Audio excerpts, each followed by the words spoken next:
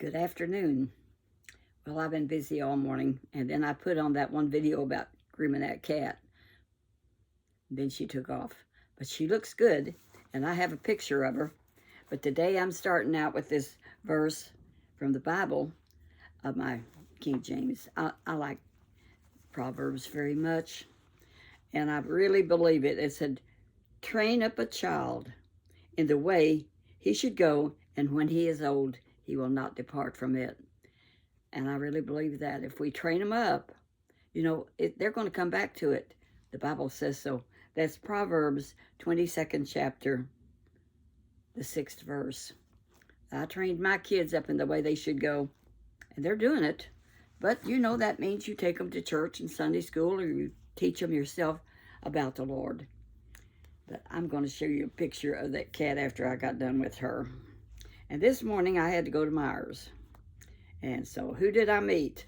As I went in the door, you know how I am. But I'm going to show you. This is mother and daughter, Bridget and Valerie. Aren't they lovely? That's mother and daughter. And that shorter one is the daughter. And that's her baby girl. She said she has others. And they were just a lovely couple to meet. And so they joined up. I keep signing them up. So anyway, I got a picture of that cat after I got her groomed. I want to show you that too, which I can do. Right here she is, looking up at me. No, you can't see it too good. But when she comes and sits with me tomorrow, you can see her. There she is. She looks almost white, but she isn't. It's a gray underneath there. Well, I was thinking about my childhood yesterday and how me and Norman used to go to church. I was telling you about old Miss Martin, who was 50 years old, our Sunday school teacher at Horner's Chapel Church. And so her and her husband, they owned hundreds of acres all around, and they was in complete control of Horner's Chapel Church. Well, we had a neighbor down the road. Well, he was about a mile from us, but we could walk over to his house, and he had a 2-car garage. But he really worked with Horner's Chapel Church, and he made a beautiful sign for it, announcing this is Horner's Chapel Church, and he just did all kinds of things for it. And then his name was Charlie Setzer. So Brother Charlie decided to have some revivals in the church. Well, he was kind of Pentecostal. And dear sweet old Miss Martin is a born-again Baptist. No, Methodist. She's a born-again Methodist. You can be born again in any religion if you know Jesus. And that's what Jesus said in his word. You must be born again and know him. So she was a strong Methodist, very strong. And she's seen they were having revivals there, and that was more Pentecostal than it was Methodist. And so she shut them down. Brother Norman knows all about it. He told me. So anyway, Charlie had a 2-car garage.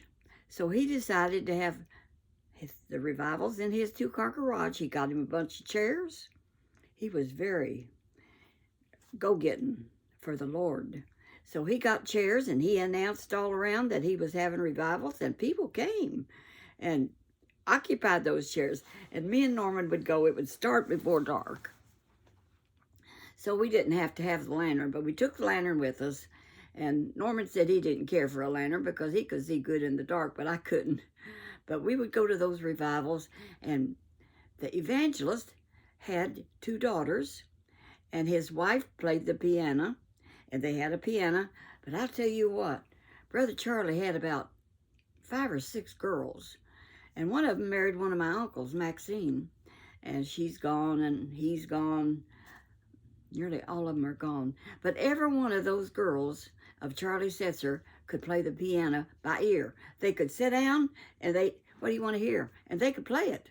And they played for church over at Horner's Chapel when we sang, Love lifted me, Love lifted me when nothing else could help. Love lifted me. That's an old-time hymn. And Brother Doss Ellis, he sung that song nearly every Sunday. I used to know every word to it. I could sing it without looking. So anyway, Charlie Setzer had these daughters, and they would help out at Horner's Chapel. You know, they're Christians. And those girls, one of them was my best friend, and her name was Flossie, but we all called her Fritz. And we went all through school together till, of course, I quit when I was 16. I talk too fast. Slow down, Grandma. I'm going to get like chit-chat with Granny Pat. She's a sweetie. She takes her time. I just get to talking, and I just get faster as I go. But I'm slowing down. Those girls were all lovely girls. There was Bonnie and Flossie, Maxine, Mildred, and Jimmy Faye was the baby. I think Jimmy Faye might still be alive. I'm not sure, but I know Flossie's gone. She was Fritz. When we was in school together, we were real good friends, but very much trying to do better than the other. I made straight A's. She made straight A's because she was real intelligent. And I made straight A's. I did good in school, except for arithmetic. Did not do good on arithmetic. It never made sense to me. You might as well speak Chinese. But she was swift in everything. And one time me and her got into it over Martin McCutcheon in the 4th grade. And my Uncle Aaron had given me a macaroni necklace, all different colors of macaroni on a string. They did that during the World War II. We couldn't have real jewelry hardly. I mean, everything. So they made jewelry out of macaroni. And I had a macaroni necklace. And so me and her got into an argument over Martin. Because I told her, I said, he likes me. No, she said, he likes me better. She says, well, I'll just show you. He likes me better. She grabbed my necklace, macaroni everywhere. It was like Humpty Dumpty. It couldn't be put back together again. It was gone. I love that necklace. Uncle Aaron is gone.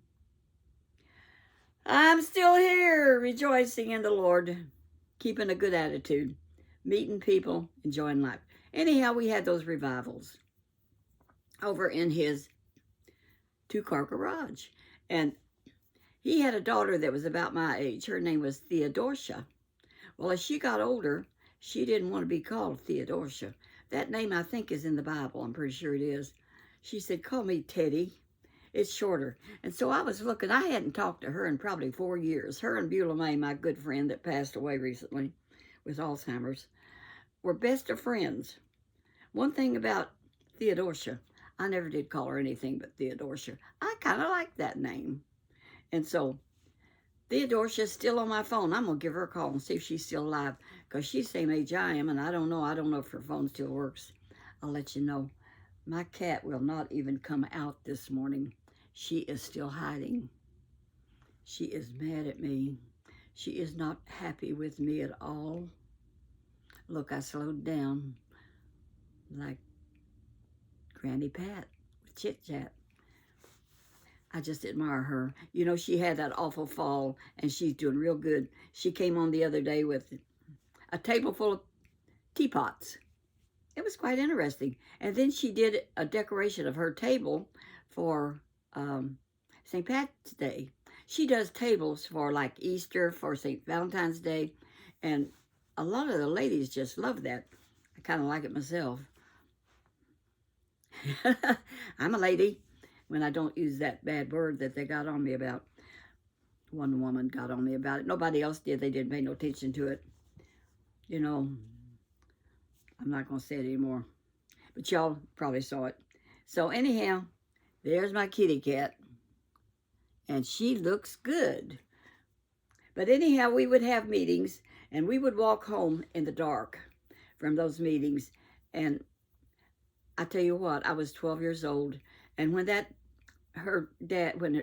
Theodosia's daddy, his name was Russell, Brother Russell, he was a policeman in New Albany, but he wanted to be an evangelist, so he was doing good being a preacher. I went to that altar every night. I was 12 years old and I wanted to be right with God. So I did. Excuse me. Where is my coffee? It's afternoon, but I want to tell you about this coffee. I drink it when it's cold. And when I talk a lot, I get a tickling in my throat sometimes. That's life. But I'm a happy woman, and I enjoyed going to Myers and getting my peanut butter cookies. I eat them, and I try to go slow on them. You know, a half one at a time because they're pretty good sized. They make their own cookies on site and bake them there, and they are fresh baked, and I love them. Excuse me. I'm going to be fine. But anyhow, me and Norman would walk home, and it was so scary for me as a 12-year-old because the screech owls come out and screech at night, or else it's the bobcats. I don't know what it was. Norman said, I think Norman liked to keep me scared. He said, that's probably a bobcat looking for something to eat or something. Little brothers can be a nuisance, but I hung close to him, even though he was a couple of years younger, till we got home safe, because we had to walk through these woods that Jared King TV talks about. And I mean, it was woods, and you couldn't see your hand in front of you. But I had the lantern so you could see where you were stepping. And we would go every night that they had the revival, because they would have it maybe for a week in the summertime. And we could go, and I enjoyed it. Little kids had to do something. We enjoyed it. It was fun. There it is again. Thank you, Jesus. The pollen here in southern Indiana, I saw this morning that it's high today and it's going to really be high Friday. Elm trees, maple trees, and it really affects me. I'm going to get better. I'll be all right once this pollen gets down. But all that time, during that time, I have that problem. So y'all forgive me if I cough a little. I live with it. I'm 90 and I enjoy life, and God is good all the time. And so I'm going to let you go. But I want to tell you about our revivals that we had there in the 2-car garage in the old days. That's what people did. So y'all have a blessed day. I'll drink the rest of my coffee, and being this afternoon, I haven't had lunch yet. I made that potato salad, and it turned out so good, and I still have some left. I did do it. Bye-bye. God bless you.